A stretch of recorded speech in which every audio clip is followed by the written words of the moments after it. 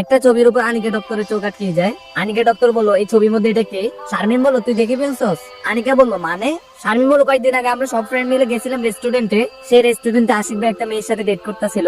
সুযোগ বুঝে আমি ফটো তুলে নিছিলাম, ভাবছিলাম তোকে দেখাবো, পরে ভাবছিলাম যে তুই কষ্ট পাবি, সেই জন্যই দেখাই নাই। আনিকা বললো, ঠিক আছে, আমি জানতাম সে তলে তলে আরেকটা মেয়ের সাথে ডেট করে। তুই এই ছবি আমার হোয়াটসঅ্যাপে ডকুমেন্ট করে দে, তার সাথে এখনই ব্রেকআপ করবো। শারমিন বললো, তারপরে কি আলপির সাথে প্রেম করবি? আনিকা বললো, চুপ বেয়াদব। শারমিন বললো, উপকার করলেও দোষ। এই বলে শারমিন চলে গেল। আনিকা ছবিটি পাঠিয়ে আশিককে টেক্সট করলো, তারপরে ফোন দিল। আনিকা বললো, মেয়েটা কে? আশিক বললো, কে এটা আমি জানি না। আনিকা বললো, আমি তোকে এত ভালোবাসি, তুই আমার ভালোবাসা এই ফল দিলি? আশিক বললো, আরে তুই তো একটা বুড়ো বেটি, আর তুই আমাকে টাইম দেস, আর তুই থাকস তোর কাজ নিয়ে। আর ছবির মধ্যে যে মেয়েটাকে দেখতেছস, জানোস তারপরে 17 থেকে 18, তোর মতো বুড়ি না। আনিকা আশিকের মুখ থেকে এসব কথা শুনে অবাক হয়ে যায় আর কান্না করে দেয়।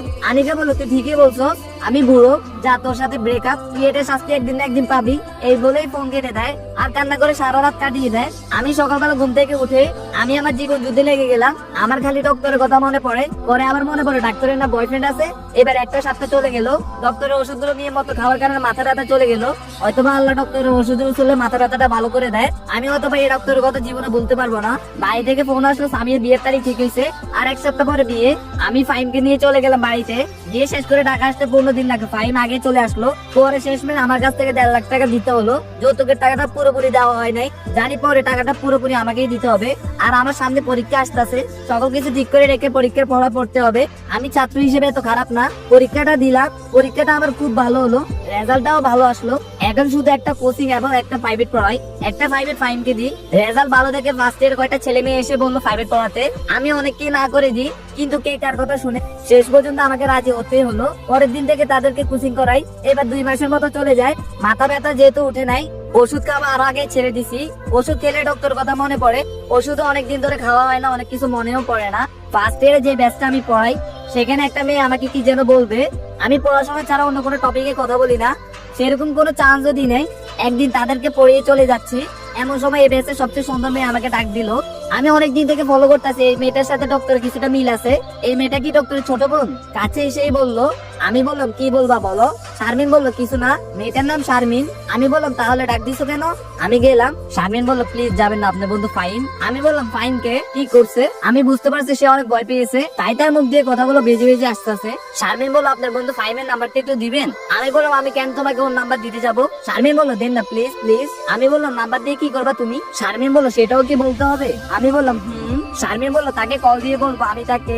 আমি বললাম, ভালোবাসি তাই তো? শারমিন বললো, বললো লজ্জা মিষ্টি কণ্ঠে। আমি বললাম, দেখো আমি তোমাকে একটা কথা বলি, এসব প্রেম প্রীতি বাদ দিয়ে পড়াশোনায় মনোযোগ দাও। শারমিন বললো, দিবেন না, আগেই বলতেন, কেন অযথা এতক্ষণ ঘুরালেন? আমি গেলাম, এই বলে চলে যাচ্ছে। আমি কি যেন ভেবে শারমিনকে ডাক দিলাম, আসলে বললাম, আমি বললাম, তোমরা কয় ভাই বোন? শারমিনের মুখে বাঘা হাসি ফুটে উঠলো। শারমিন বললো, দেখছেন আমাকে কিভাবে প্রয়োজনে পড়ে? আমি বললাম, দেখছি, এখন বলো তোমরা কয় ভাই বোন? শারমিন বললো, আপনার সব প্রশ্নের উত্তর দিব, আগে আপনার বন্ধু ফাইমের নাম্বার দেন। আমি ভাবছি নাম্বার দিব কিনা, ফাইম বেচারা একবার চেকাকে আর প্রেমের নাম মুখও নেয় নাই, আর এমনিতেও শারমিন অনেক সুন্দরী, দিয়ে দিই নাম্বারটা। আমি বললো, উঠান। শারমিন বললো, থ্যাঙ্কস, একটা হাসি দিয়ে বললো।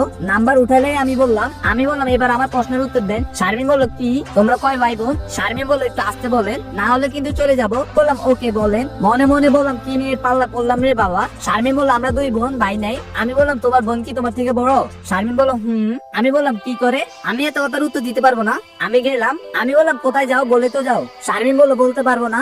আমি বললাম, তোমাকে আমি ভুল নাম্বার দিয়েছি। কথাটা বললাম পুরোপুরি অনুমান করে, কারণ এই সময় ফাইন ঘুমায়, আসে ঘুমানোর সময় ফোন বালিশের তলে রেখে দেয়, তার মানে নেটওয়ার্ক নাই। চালাক মেয়েটা কল দিয়েও পেলো না, যেটা ভাবছিলাম সেটার কোনো রেসপন্স নাই। এসে বললো, শারমিন বললো, আমার বড় বোন ডাক্তারি করে, কোন হসপিটালে? শারমিন হসপিটালের নাম বলে। আমার চিন্তা দেরি হলো না, এটা আনিকের ছোট বোন। শারমিন বললো, এবার ঠিক নাম্বারটা দেন। শারমিন বললো, এবার সঠিক নাম্বারটা দেন। শারমিন বললো, এবার সঠিক নাম্বারটা দেন।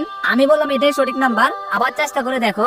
শারমিন আরো 2-3 বার চেষ্টা করে, এবার কলটা ঢুকলো। ওই পাশ থেকে বললো, আসসালামু আলাইকুম। শারমিন কথা বলতে বলতে চলে গেল। আমার চোখটা একটা গাছ তলায় যায়, 3টে ছেলে অগ্নি দৃষ্টিতে আমার দিকে তাকিয়ে আছে। ছেলে 3টাই সেকেন্ড ইয়ারে পড়ে, কলেজের মধ্যে ফার্স্ট ইয়ারের ছেলে মেয়েদের সাথে র্যাগিং করে। আমার সাথে তেমন একটা চান্স নাই, কারণ জানে থাপ্পড় গুলো তাদের গালে পড়বে। যাই হোক, তাদের দেখাগুলো আমার কাছে সুবিধা লাগলো না, কিছু একটা হতে পারে, সাবধানে থাকতে হবে। আমার বাসায় যেতে রাত হয়ে যাবে, বাসার পিছন দিয়ে একটা গলি আছে, এই গলিতে আমরা চলাফেরা করি। এই গলির মধ্যে সুন্দর পর মানুষ থাকে না। আমি মাত্র এই গলির ভিতরে ঢুকলাম, দেখি আমার পিছনে আরো 2জন ঢুকলো গলিতে। তাদের দিকে চোখ যাওয়ার পরে তাদেরকে চিনতে দেরি হলো না। গাছতলা 3জন ছেলের মধ্যে 2জন। গাইজ, আরো অর্ধেক পার্ট ইউটিউবে আপলোড করা আছে, দেখে আসেন। ওই পার্টের মধ্যে টুইস্ট আছে।